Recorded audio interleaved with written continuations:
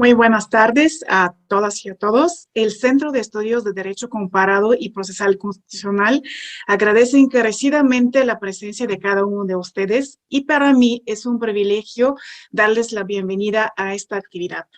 El libro que haremos conocer mediante la presentación es de la autoría del profesor Dr. Francisco Ramos Quirós y abarca un profundo y completo recorrido de la historia del control constitucional en México y su relevancia con carácter nacional e internacional.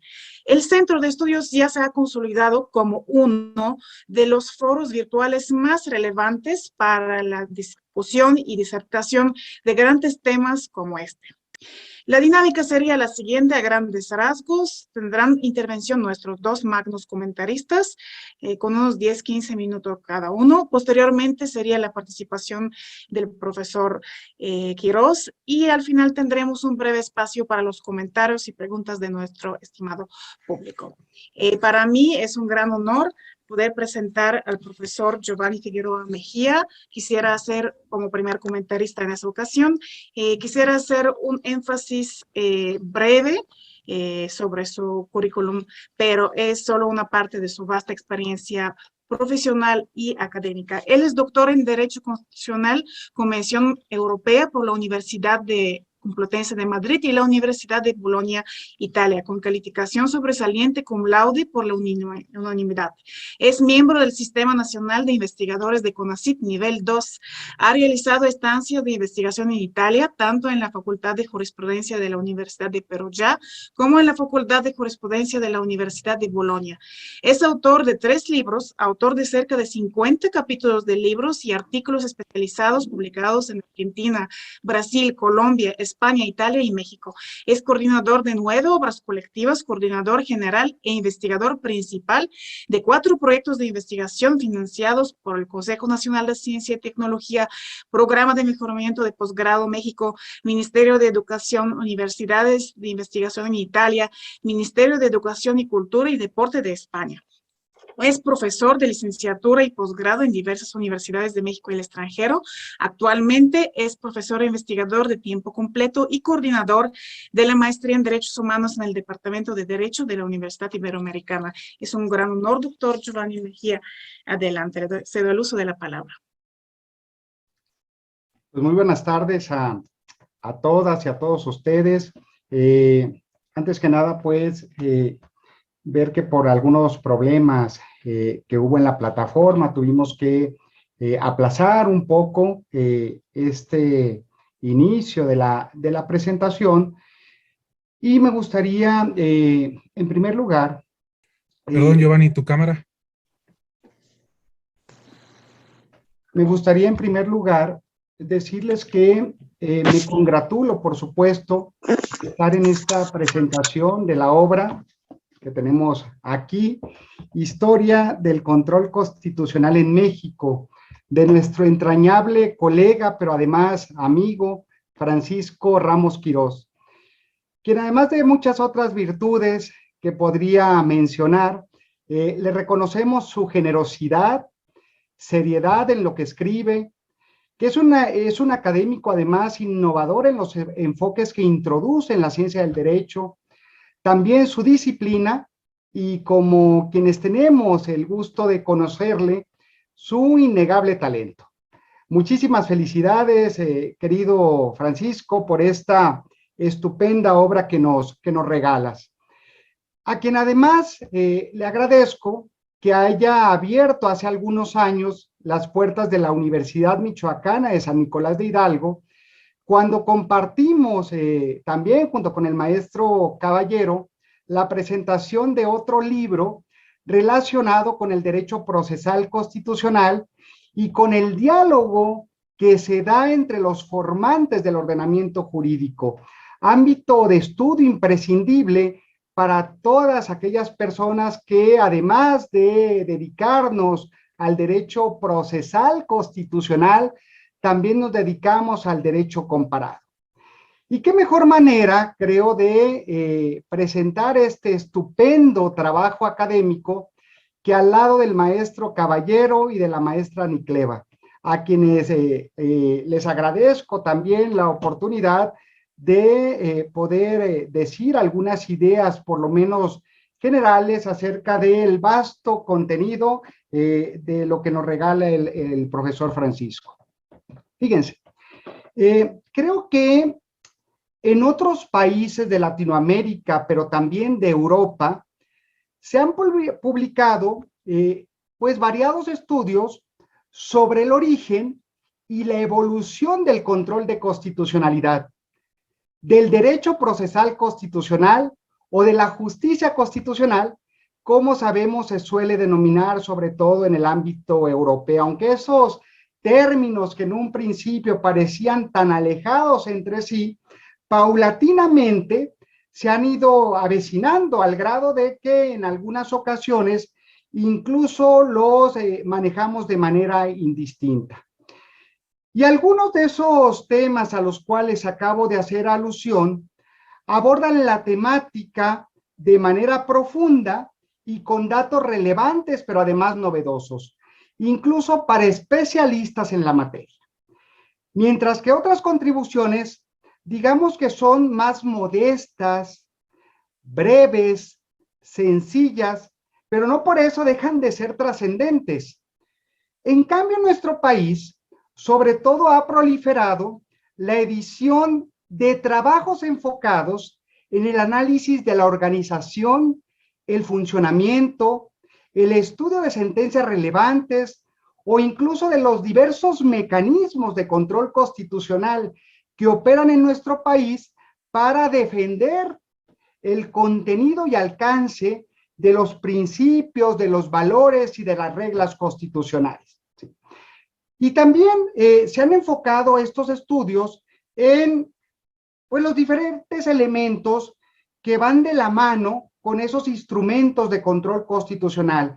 Es decir, desde las partes que pueden formar parte de esos litigios, es decir, los órganos legitimados, aquellos que tienen legitimación activa, legitimación pasiva, cuáles son los plazos para interponer cada mecanismo de control constitucional, cuáles son los tipos de pruebas, los recursos y, por supuesto, un tema imprescindible, cuáles son las consecuencias de la declaración de inconstitucionalidad, ya que debemos de recordar que nuestro sistema lo podemos clasificar dentro de la tipología de sistemas de control de constitucionalidad considerados o denominados de control de constitucionalidad de tipo híbrido. Son ya varios los estudios que se centran además en el desarrollo del derecho procesal constitucional mexicano, pero sobre todo a partir de la jurisprudencia del Tribunal Constitucional de nuestro país. Sin embargo, algo que me gustaría resaltar es que son pocos los escritos académicos que analizan la historia del control de constitucionalidad en México. Incluso, fíjense, si nosotros nos vamos a la parte final de esta obra, podemos percatarnos que dentro de los más de 150 libros que integran la prestigiosa Biblioteca Porrúa de Derecho Procesal Constitucional, dirigida por nuestro entrañable maestro Eduardo Ferrer, y en la cual se inserta este libro que presentamos, no hay otra obra centrada en la evolución del control de constitucionalidad en México. De ahí que esta sea una de las grandes aportaciones que realiza el profesor Francisco Ramos. Una de las grandes aportaciones, entre muchas otras, que podemos ver al hojear las diferentes páginas del libro. Algo además que quisiera resaltar es que a lo largo de la obra se puede ver una cuidadísima metodología, pues su autor parte de los ámbitos básicos del control de constitucionalidad y desde ese ámbito se va entrelazando el repaso pormenorizado de los antecedentes de ese control desde documentos previos a la independencia de México, así como por las diversas etapas que encontramos, sobre todo durante los siglos XIX y XX. Pero el autor, quiero resaltar también esto, no se limita a dar simples datos, sino que va tomando posturas sobre cada reforma constitucional, ¿sí? tendiente sobre todo a convertir a la Suprema Corte Mexicana en un auténtico tribunal constitucional. Y ahí es donde se enfoca a partir de 1988, que serán, digamos, los primeros pasos para convertir a nuestra Suprema Corte en el Tribunal Constitucional Mexicano, que hay que resaltar que no es el único, porque tenemos otros tribunales constitucionales en el país en materias muy específicas, como puede ser el Tribunal Constitucional en materia electoral, es decir, el Tribunal Electoral del Poder Judicial de la Federación. Y se hace esto de convertir a la Suprema Corte en un tribunal constitucional, quitándole a ese órgano algunas atribuciones que se trasladaron a otros integrantes del Poder Judicial de la Federación. Es decir, cuestiones relacionadas con mera legalidad para que a la Suprema Corte le quedaran pues todo aquello relacionado con el control de constitucionalidad de las leyes, pero también de los actos y, ¿por qué no?, de las omisiones, tanto totales como parciales.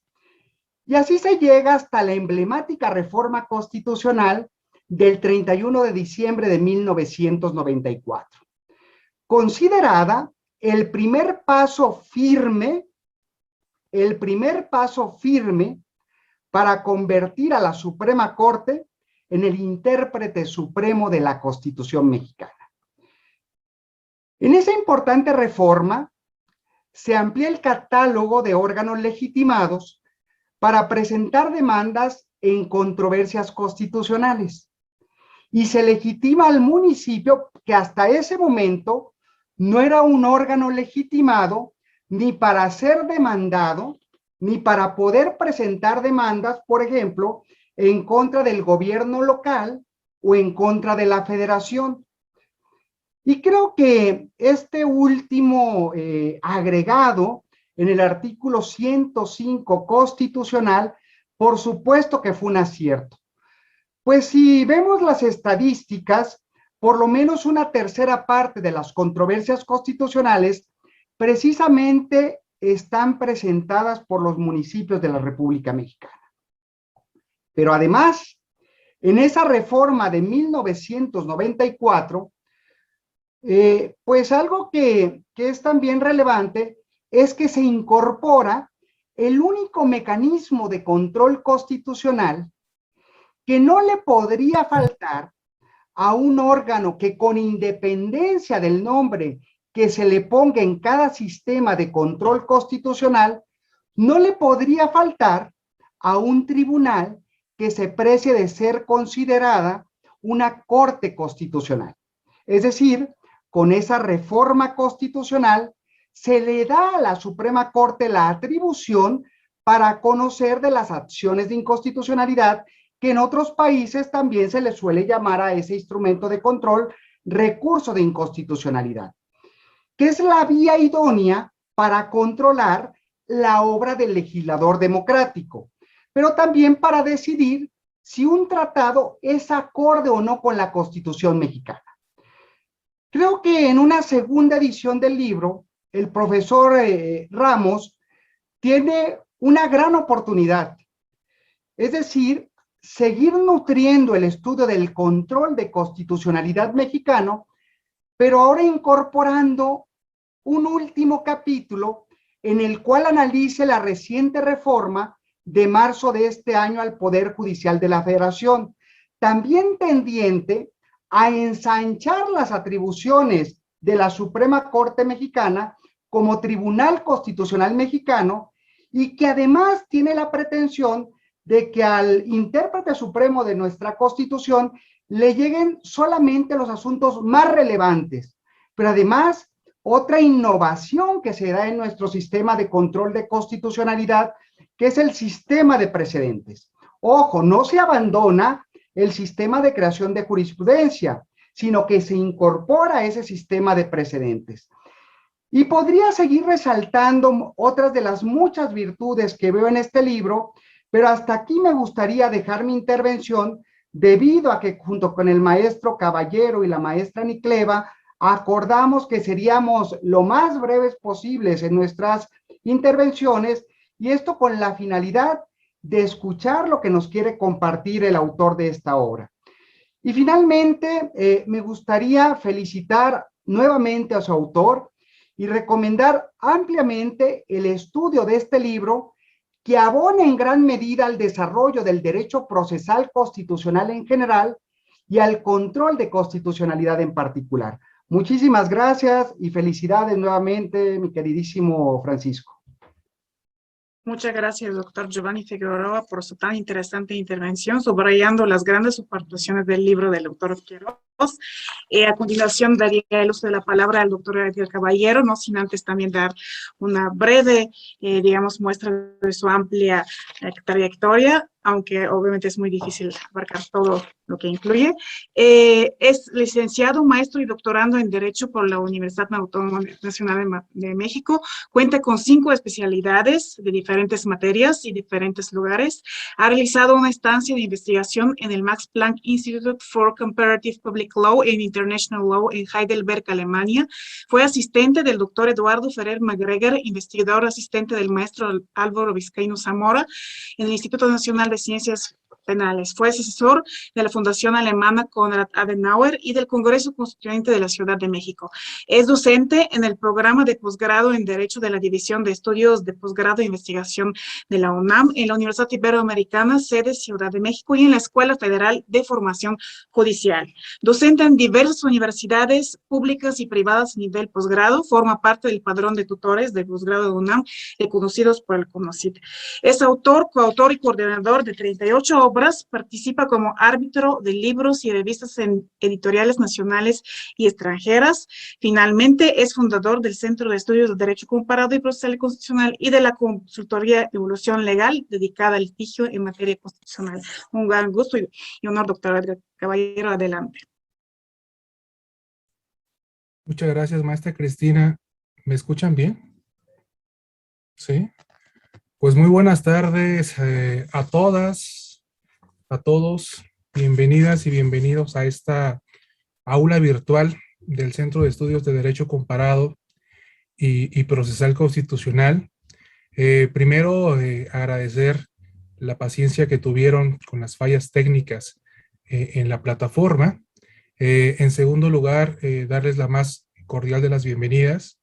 Felicitar, por supuesto, al autor del libro que hoy presentamos y decirles que me hubiera encantado presentarlo en alguno de los salones del posgrado de la Michoacana, con una taza de café de la lucha, viéndoles de alguna manera a los ojos a cada uno de ustedes, y por qué no salir de la presentación e irnos a comer a San Miguelito o a Veroa o alguno de los restaurantes que hay en Morelia, que frecuentamos o frecuentábamos antes de la pandemia en muchas ocasiones.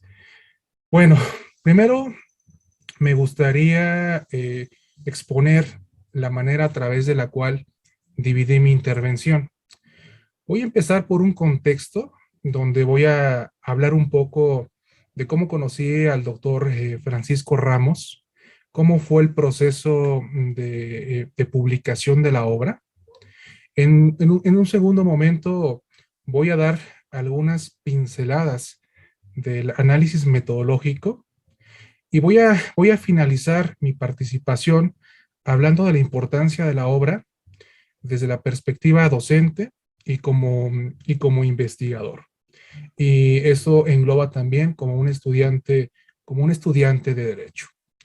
Primero, me gustaría decirles en el contexto que me da muchísimo gusto que el libro de un amigo aparezca publicado en la Biblioteca Porrúa de Derecho Procesal Constitucional. Apareció publicado con el número 159 y quizás sea un dato que ustedes no conozcan, pero es el libro del primer michoacano que se publica en esta biblioteca del doctor Eduardo Ferrer.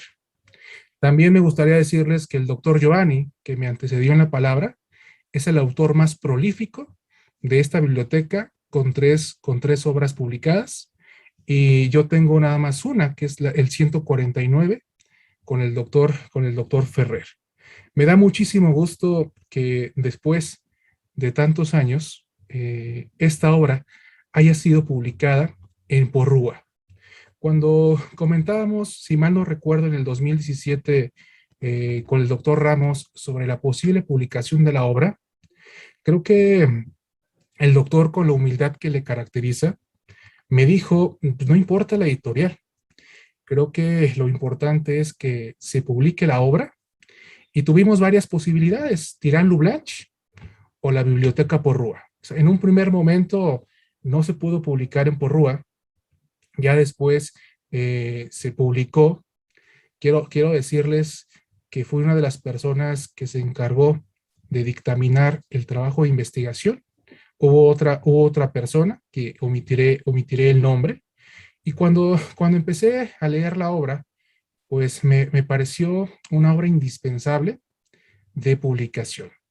Más adelante diré las razones por las cuales justifico esta afirmación. Decirles en un segundo momento que al doctor Ramos lo conocí por un amigo igual de Michoacán, el profesor Andrés Medina Guzmán, quien de alguna manera me acercó a él como profesor de la UNAM, y desde ese momento comencé a dar clases en la Universidad Michoacana en su posgrado, que en algún momento presentamos uno de mis libros en el nodo de Uruapa, y que bueno, me da muchísimo gusto que hoy estemos presentando un libro del profesor Ramos.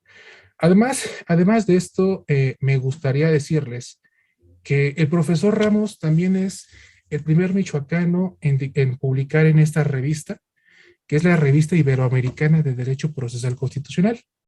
Aquí, en esta revista, pues, saldrá publicado en un número, que es el número 31, un ensayo sobre el Supremo Poder Conservador. Sobre ese ensayo también, junto con Alfonso Herrera García, que es mi compañero del comité académico y junta directiva de la revista, dictaminamos su artículo en sentido favorable. Me gustaría finalizar esta parte del contexto diciendo que como integrante del Instituto Mexicano de Derecho Procesal Constitucional, me siento muy feliz y me siento muy orgulloso de que el doctor Francisco Ramos se haya unido a esta prestigiosa biblioteca, y que se haya convertido en el primer michoacano, orgulloso nicolaita, en publicar en esta editorial y en esta biblioteca. En un segundo momento, me gustaría hablar un poco sobre la metodología del libro.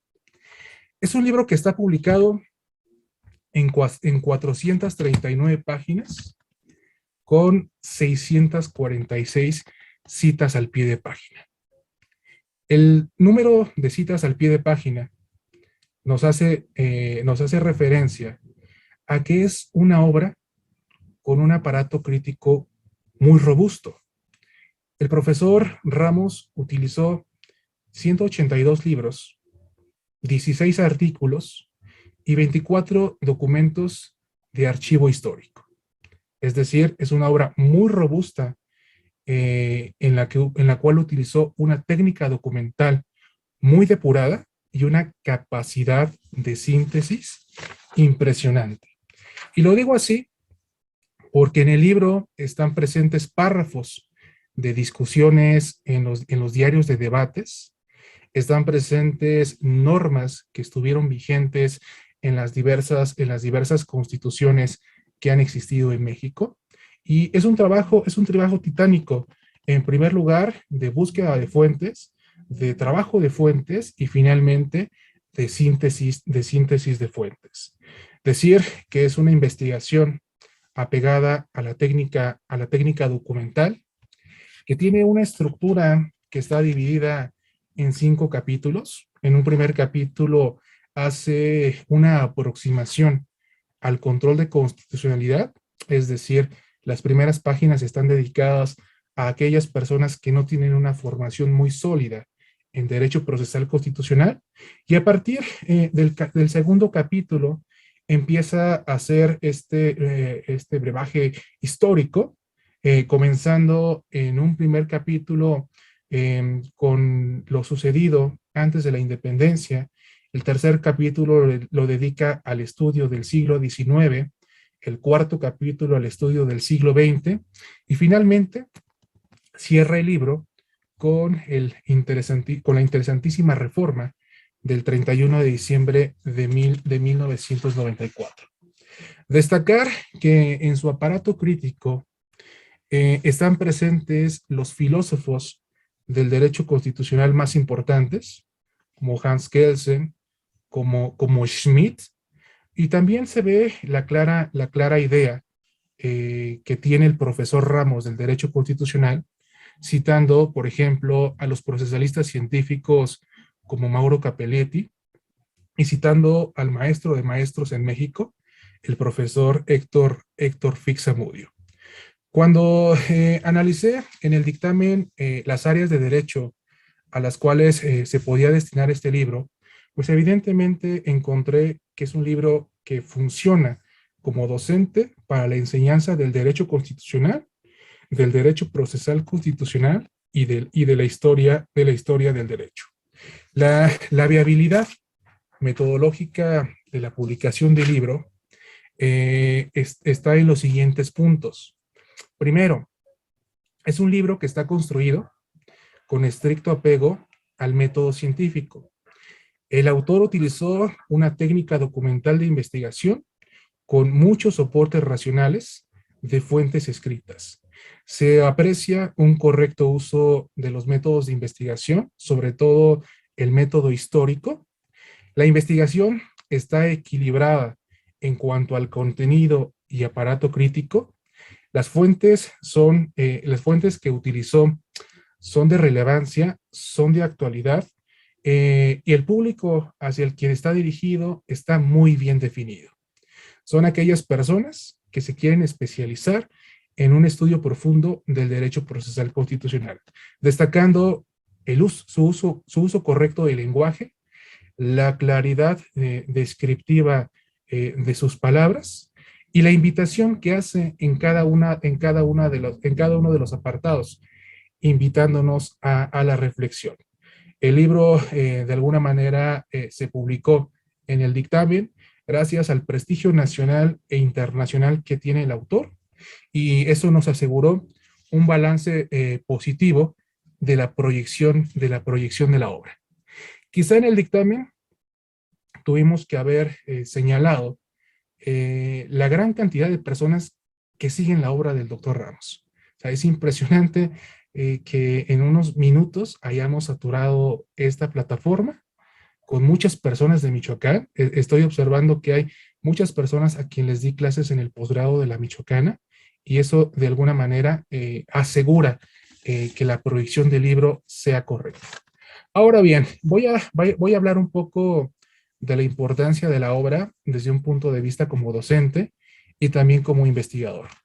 Decía el profesor Figueroa que cuando enseñamos derecho procesal constitucional, aquellas personas que nos formamos en la escuela del profesor Fixamudio, siempre hacemos una división entre el estudio del derecho procesal constitucional como fenómeno histórico y el derecho procesal constitucional como ciencia.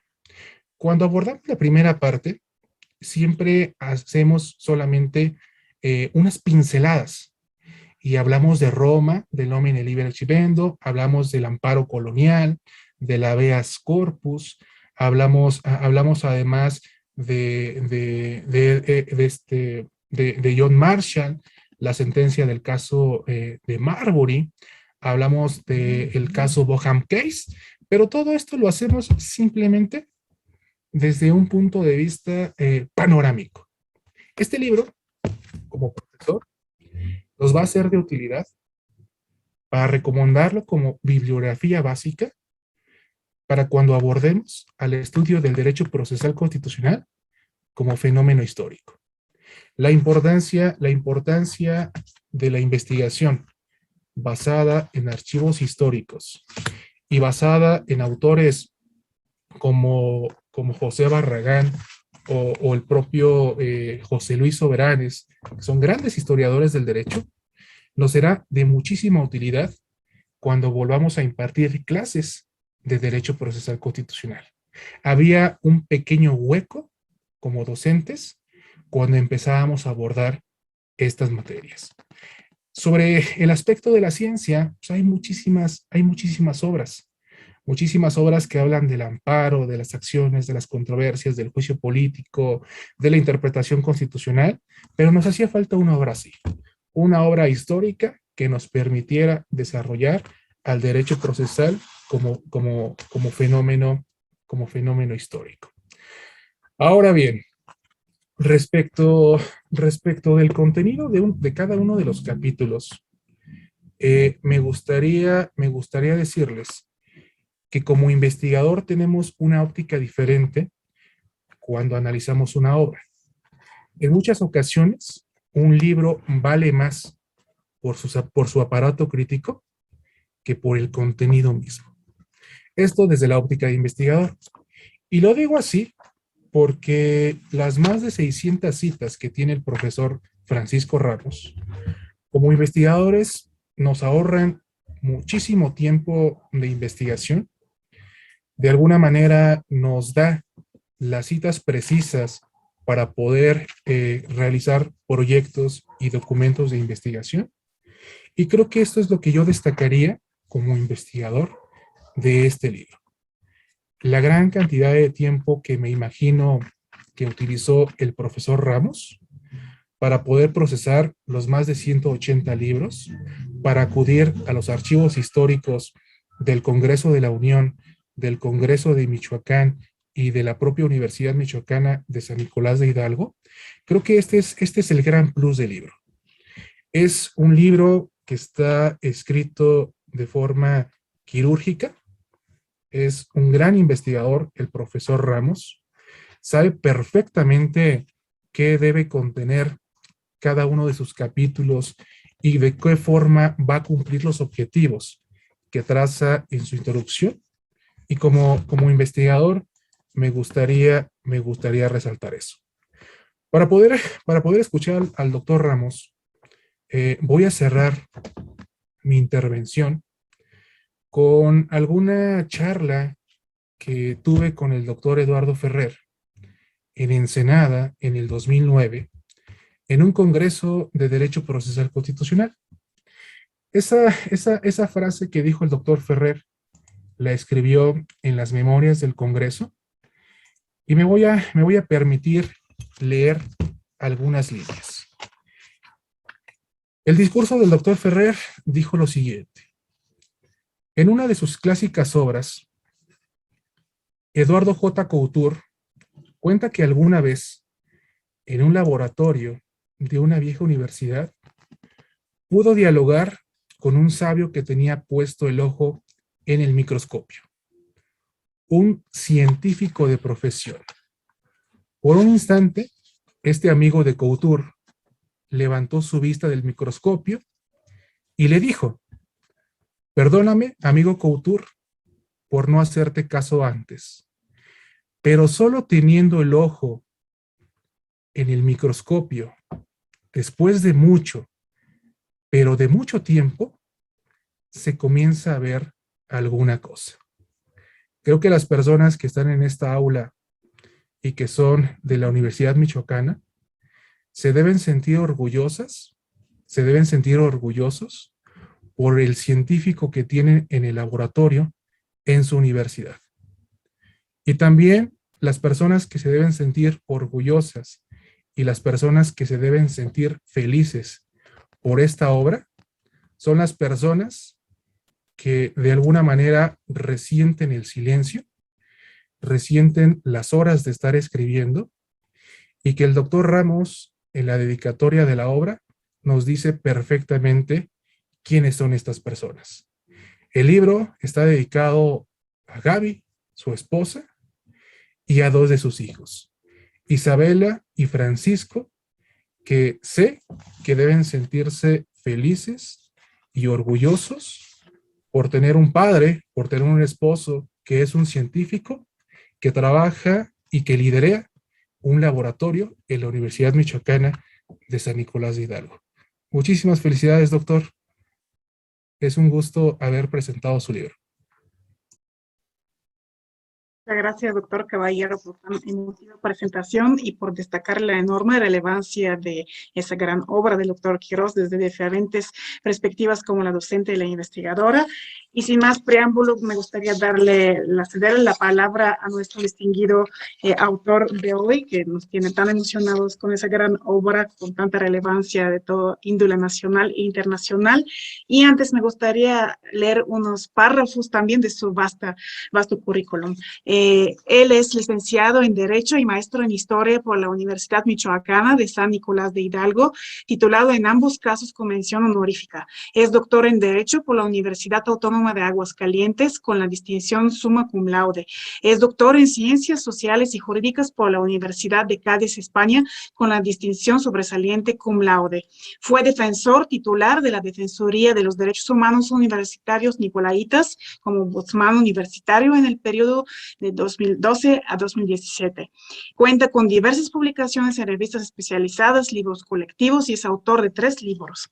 Es miembro del Sistema Nacional de Investigadores Nivel 1 del CONACYT. Es recipiendario de la Condecoración de Mérito Juvenil 2011, otorgada por el Ayuntamiento Constitucional de Morelia. Es ganador del Premio Estatal del Mérito Juvenil 2010 en la categoría Mérito Académico, otorgado por el Gobierno del Estado de Michoacán. Actualmente es jefe de la División de Estudios de Posgrado de la Facultad de Derecho y Ciencias Sociales de la Universidad Michoacana de San Nicolás de Hidalgo. Es un gran honor y gusto, doctor Quiroz. Le cedemos el uso de la palabra. Muchas gracias. Muchas gracias. Muy buenas tardes, tengan todos los presentes. Quiero iniciar mi intervención, desde luego agradeciendo a los organizadores de esta presentación del libro, de manera muy especial a nuestros amigos del Centro de Estudios de Derecho Comparado y Procesal Constitucional, que hicieron posible esta presentación, que como todo evento y ahora con el uso de haber complicado, agradecemos sobremanera el apoyo y todas las atenciones para la realización de esta presentación.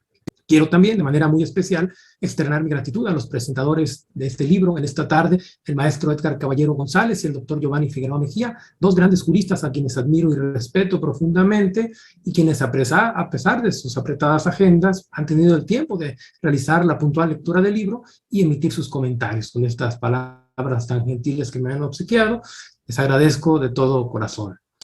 Quiero comentarles que hace algunos días participé en la presentación de otro libro, y el moderador refería con mucha razón que el surgimiento de un libro es como el nacimiento de un hijo, pues siempre nos llena de gusto poderlo ver materializado después de tantas complicaciones que implica el escribir un libro nuevo.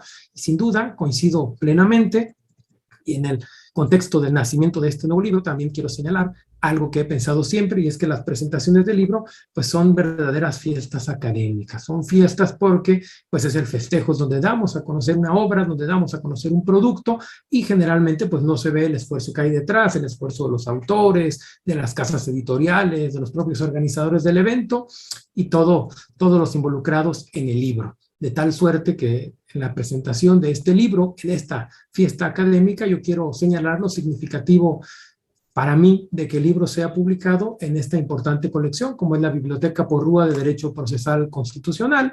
Pues recuerdo muy bien, hace ya muchos años, cuando comencé a escribir sobre la justicia constitucional en perspectiva histórica, varios textos de esta colección sirvieron como fuentes y han servido como fuentes en diferentes trabajos, incluido el que nos ocupa el día de hoy.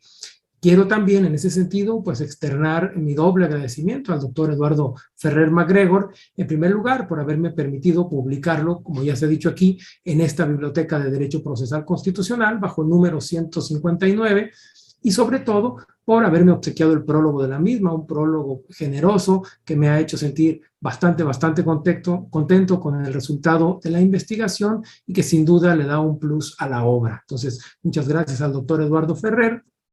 Y yo, para entrar en materia, realmente, bueno, quiero decirles, pues trataré de ser breve. La intención es, como siempre en la presentación de un libro, pues tratar de mostrar aquellos puntos que consideramos importantes que permitan a los asistentes pues interesarse en el libro, que despierte ese interés de manera que puedan adquirir la obra, leerla, discutirla, estar a favor, estar en contra. Lo importante es que el libro se lea.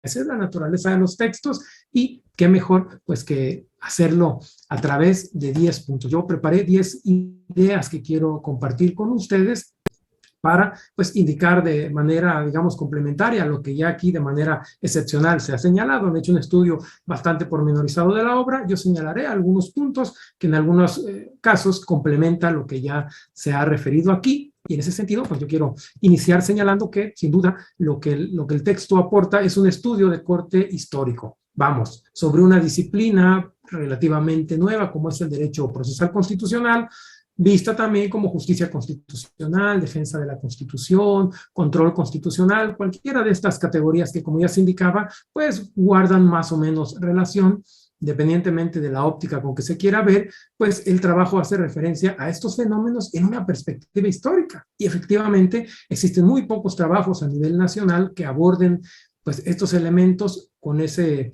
objeto, digamos, analizarlos de una perspectiva histórica. Considero que ahí pues será de utilidad para cualquiera de los interesados en estas disciplinas tan interesantes y de manera que les permitirá conocer mucho más esa evolución histórica en México, que es algo que, como ya decimos, pues hace falta, es necesario seguir escribiendo, seguir realizando, porque además es una historia bastante, digamos, compleja, es un libro de largo aliento, son varios siglos ahí en este texto, y pues creo que uno de los principales temas donde abona este libro es que se trata de un texto de corte histórico. Ese sería el primer punto.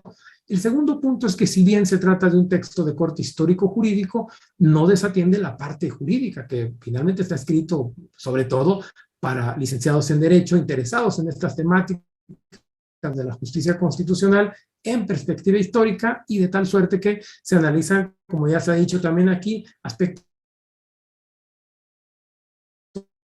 jurídicos. Un ejemplo que cito, cómo ha evolucionado este concepto de constitución, que desde luego ha cambiado bastante durante la Edad Media, en periodos anteriores y posteriormente con la Revolución Francesa. Son muchos los cambios para llegar a la idea que hoy tenemos de lo que es la constitución. El libro estudia en la primera parte cómo evoluciona este concepto y nos lleva de la mano para entender incluso la necesidad que hay pues de su control. Y sobre todo ha cambiado ese control constitucional. Segundo elemento que yo quisiera destacar del libro. Un tercer elemento que también quiero compartir es el hecho de que no se limita únicamente al orden federal, que con mucha frecuencia y sobre todo en los trabajos en materia constitucional suele desdeñarse lo local. Damos preferencia a lo federal y pensamos que al estudiar lo federal, pues lo local ya sale sobrando y en materia de control constitucional es todo lo contrario.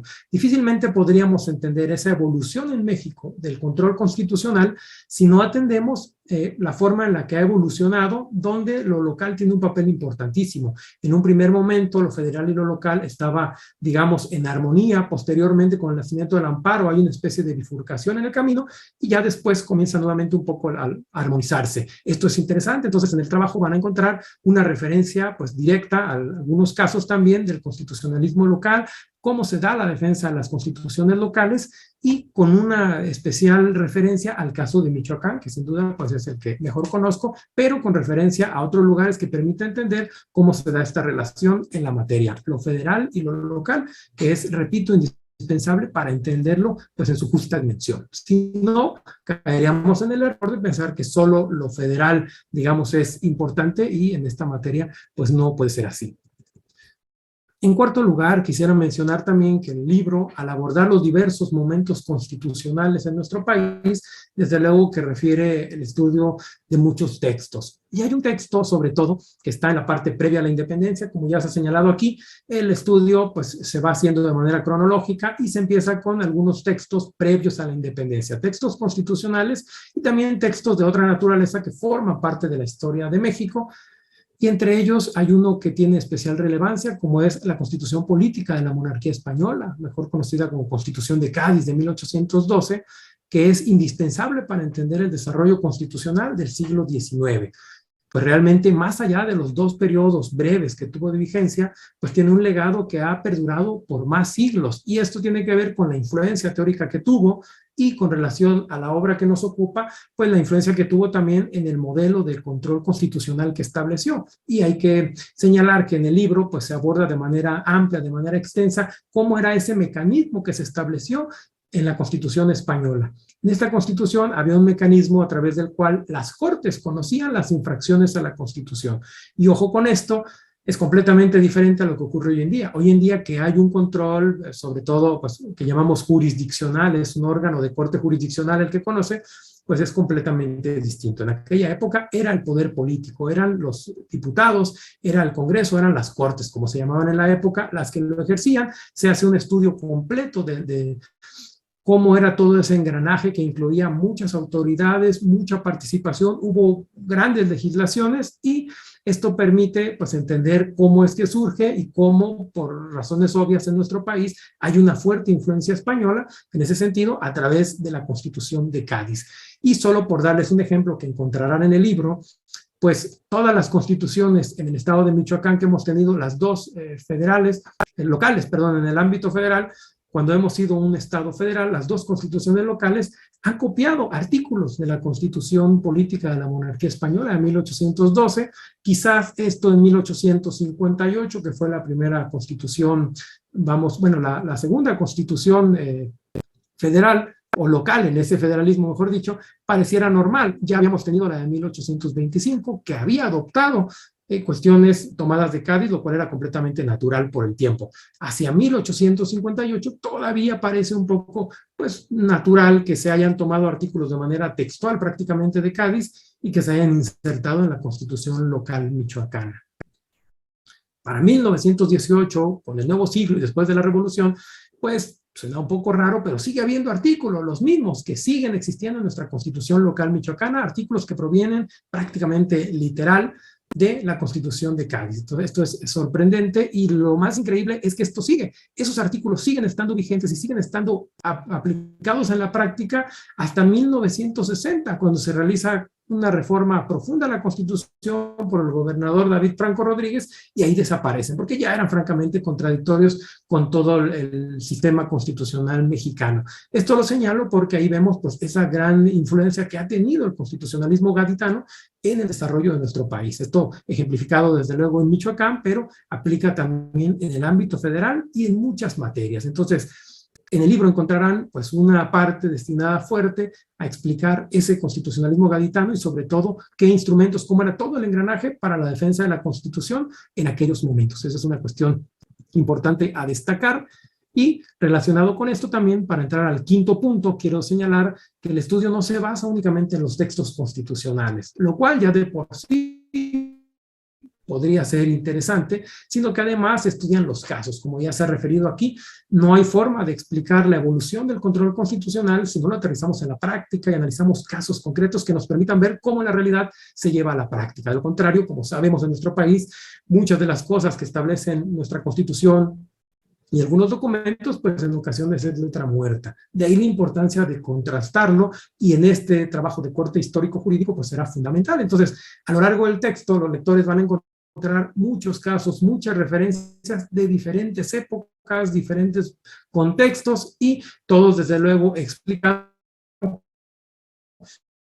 ese control constitucional, incluso pues en momentos donde no se habla siquiera ni de la defensa de la Constitución ni nada parecido. Voy a referir aquí un par de ejemplos referidos sobre todo al periodo previo a la independencia de México. En esta época no se hacía referencia ni siquiera a la inconstitucionalidad, se hablaba más bien de las infracciones a la Constitución, era la terminología utilizada, algo que generaba o causaba una infracción a la Constitución y debía ser desde luego atendido, castigado, o como fuera. Eso que viene de la Constitución de Cádiz, pues lo tenemos en diferentes casos. Hay un caso muy interesante que se trata en el libro, que guarda relación con la labor de los alcaldes. En aquella época, los alcaldes que, bajo toda la legislación del antiguo régimen, estaban obligados a realizar visitas a las cárceles, pero que con la llegada del texto de Cádiz en 1812, cambia radicalmente y genera una fricción. Pues la autoridad de esto ocurrió en Nueva Galicia, en el reino de la Nueva Galicia, pues que hoy concretamente en Guadalajara, pues los alcaldes se negaban a acudir a las visitas, la autoridad los estaba obligando y se dio ahí un choque terrible que llegó el asunto prácticamente por las vías y causas indicados, se fue hasta España, donde fue resuelto el asunto. Y esto es algo que nos permite ver cómo se discutía la aplicación de la Constitución y se les quería pues sancionar a estos alcaldes por infringir la Constitución. Es algo muy interesante. Quienes lean el libro, pues ahí encontrarán los pormenores de este asunto, que pues está bastante interesante. Y por otro lado, bueno, hay algunos casos también de este periodo con relación a otro gran documento constitucional, como es el Decreto Constitucional para la Libertad de la América Mexicana, la famosa Constitución de Apatzingán de 1814, que también desde luego que es un texto constitucional que tuvo una vigencia pues en ciertos momentos, en ciertos lugares, pues también encontramos que hay casos donde se habla de infracciones a la Constitución o infracciones al decreto. Y en este caso, pues también están ahí documentados algunos de ellos interesantes y pues que el lector podrá revisarlos. Y en ese sentido, también de la mano con esto, quiero entrar al sexto punto de los 10 que voy a platicar. El sexto punto guarda relación con las fuentes del trabajo. Como ya se ha dicho aquí, pues cuenta desde luego la obra con una bibliografía amplia, diferentes documentos de tipo constitucional, pero sobre todo también alguna cuestión de trabajo de archivo, algunos documentos que provienen de diferentes repositorios, tanto en México como en España, algunos de ellos, y todos guardan relación con la temática. Por ello es importante, señalo a manera de ejemplo, este caso que mencionaba sobre la infracción a la Constitución de Cádiz, ocurrida en la Nueva Galicia, o que eso se creía cuando acusaron a los alcaldes, que el asunto se fue hasta España, pues el archivo justamente lo encontré en el archivo del Congreso de los Diputados en Madrid, y es interesante y es natural pues, que se utilicen algunos archivos extranjeros por esa historia común que tenemos con España. Entonces, el tema de las fuentes es también una cuestión importante de la obra que yo resaltaría, y que como ya lo ha dicho aquí el maestro Edgar, pues ahorrará muchas búsquedas seguramente y podrá servir como apoyo para entender estos contextos, pero sobre todo con documentos precisos, de los cuales además se transcriben fragmentos, y la idea es que el lector pues realmente pues pueda ver cómo se está dando, pues vamos, el desarrollo de la defensa de la Constitución en México.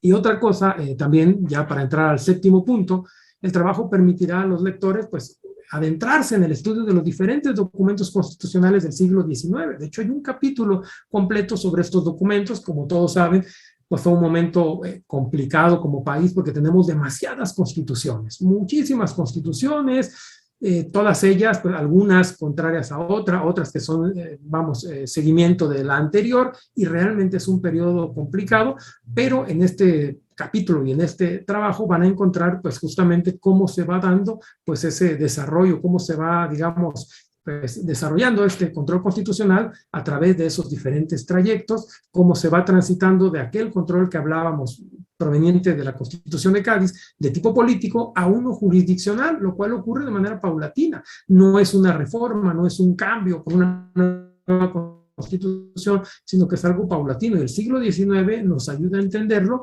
si lo estudiamos de manera profunda y haciendo seguimiento de las leyes, de los casos y qué estaba ocurriendo, pues observamos que a raíz del nacimiento del amparo, pues se empieza a judicializar, y ahí podemos encontrar las claves que nos permiten llegar pues a lo que tenemos ya en el siglo XX y desde luego en el siglo XXI. Entonces, uno de los aportes del libro sin duda es que revisará estos momentos previos donde se va desarrollando este modelo, donde se va gestando, y pasamos tanto por los momentos federales como por los momentos centralistas, que tuvimos varios en el siglo XIX y pues que van marcando el desarrollo constitucional. Incluso se hace referencia también a los imperios, al de Agustín I y al de Maximiliano de Habsburgo, pues ambos referidos ahí porque también tienen cosas que aportar en ese sentido, y todo ello nos permite ver cómo la defensa de la Constitución pues se fue desarrollando en este proceso. Entonces, en séptimo lugar sería eso, pues que se revisan de manera amplia estos documentos constitucionales, pero también pues que se señalan los textos en sus contextos, que esa es la parte difícil.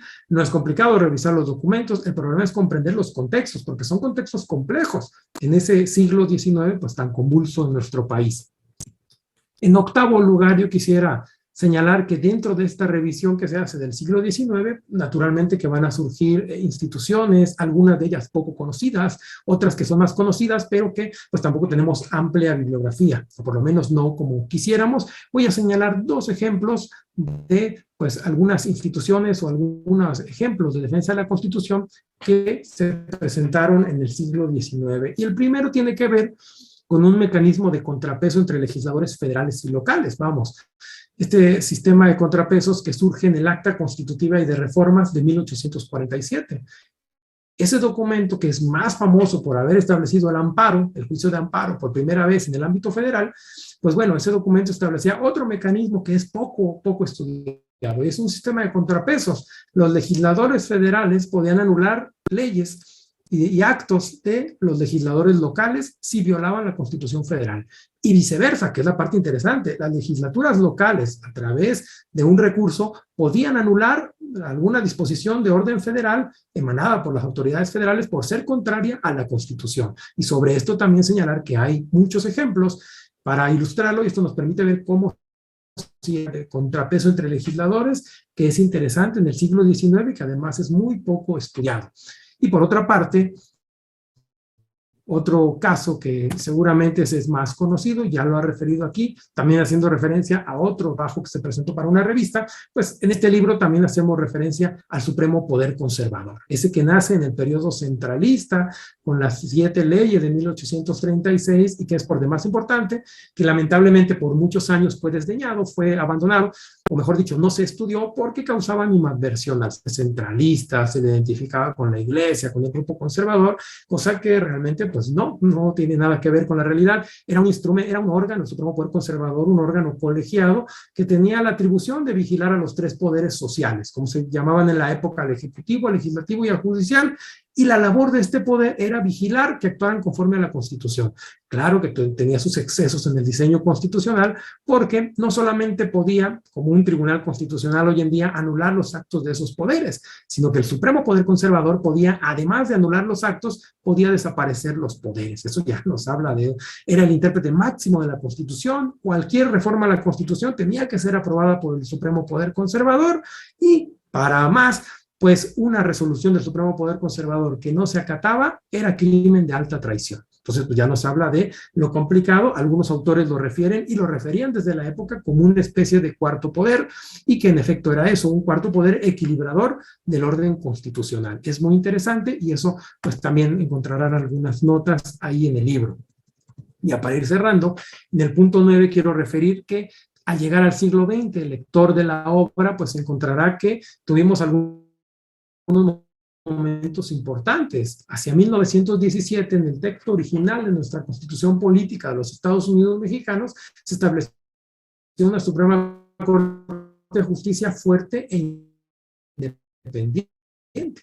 Esta situación que lamenta Álvaro Obregón y que cambia prácticamente el sentido de la Constitución y establece una Suprema Corte de Justicia y en general un Poder Judicial de la Federación pues sometido al Poder Ejecutivo. Esto que va a llevar muchos años para que se revierta, pues lo encontramos y lo podrán ver en el texto, además de que se hace un análisis de las reformas posteriores, que yo le llamo reformas estructurales, sin que tengan nada que ver con las reformas estructurales que ahora recientemente podríamos pensar ahí de algún periodo presidencial. No, reformas estructurales de la Suprema Corte, cómo va cambiando, cómo va ampliándose el número de ministros hasta llegar a 26, cómo van cambiando sus atribuciones, y ahí es donde vamos viendo cómo también pues se sigue judicializando la defensa de la Constitución.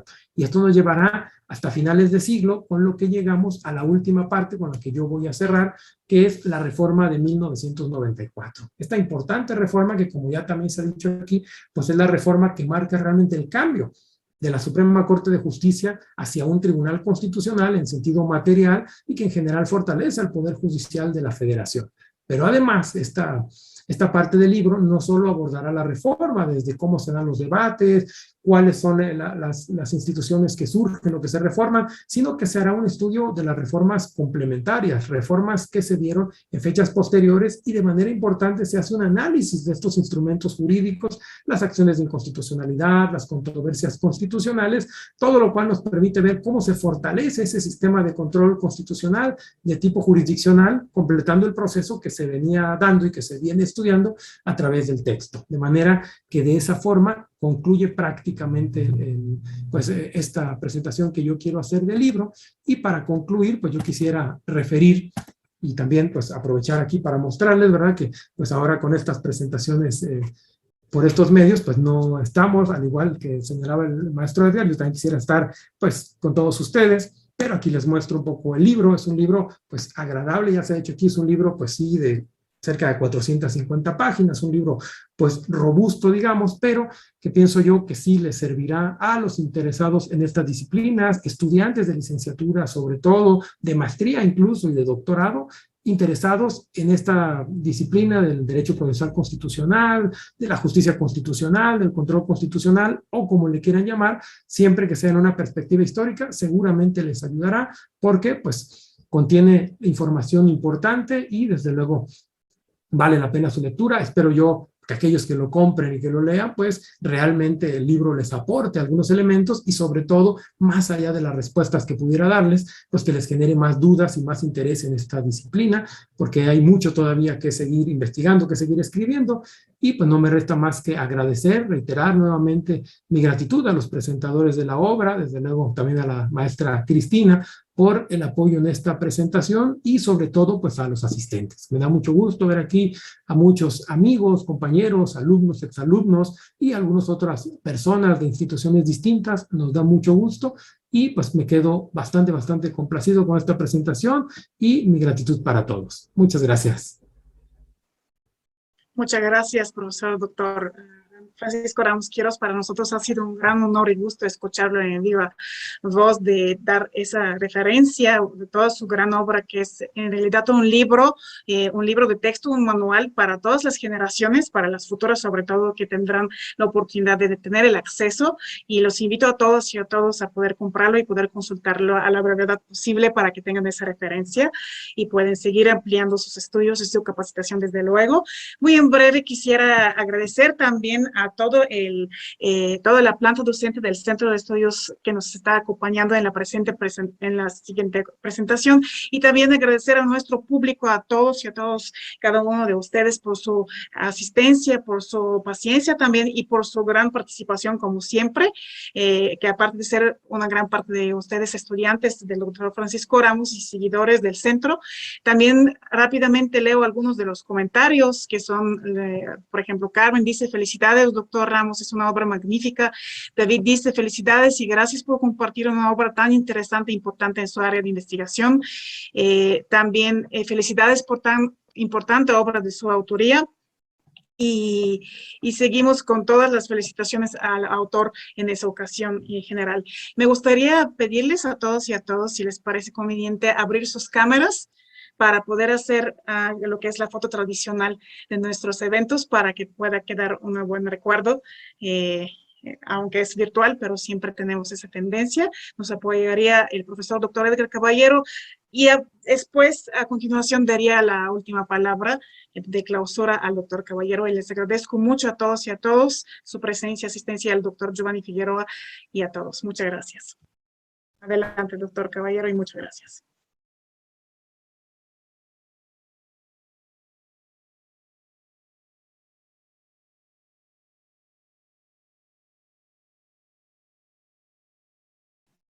No le escuchamos, doctor Caballero.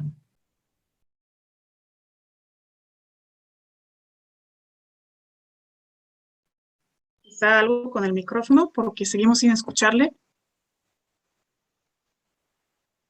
¿Me escuchan? Como mencionamos fotos, quizá por eso. Listo. Gracias, doctor. ¿Me escuchan? ¿Me escuchan? ¿Sí?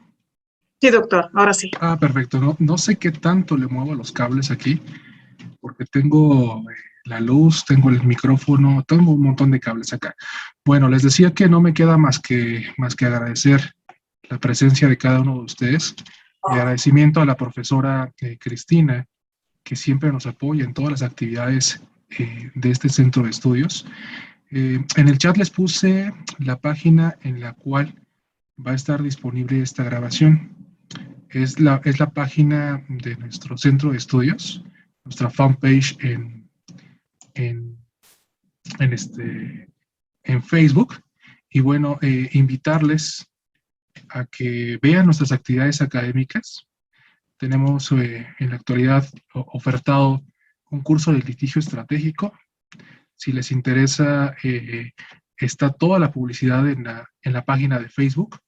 Y estamos por lanzar un diplomado con la Universidad Autónoma de Nayarit sobre protección multinivel de los derechos humanos, en el que va a estar como profesor el doctor Eduardo Ferrer MacGregor. Yo creo que mañana lanzamos la convocatoria. Invitarlos a que sigan nuestras actividades y a decirles que si a través de nuestros números nos saludan con un pues, o sea, sabremos que son de Michoacán y que tendrán un descuento especial por ser estudiantes de la Michoacana, ¿sí? Mi agradecimiento de nueva cuenta, doctor Francisco, muchísimas felicidades. Creo que esta presentación no puede acabar diciendo que les invitamos a comprar el libro, que tiene un costo de 545 pesos, que el envío es gratuito desde la Ciudad de México, o que lo pueden pedir ahí, no sé si hay una porrúa en las Américas, o no sé dónde hay una porrúa. Pueden pedir sus libros y el envío es gratuito. Muchísimas gracias a todas y a todos. Que tengan una excelente noche. Profesor Giovanni, profesor Francisco, profesora Cristina, muchísimas gracias por todo.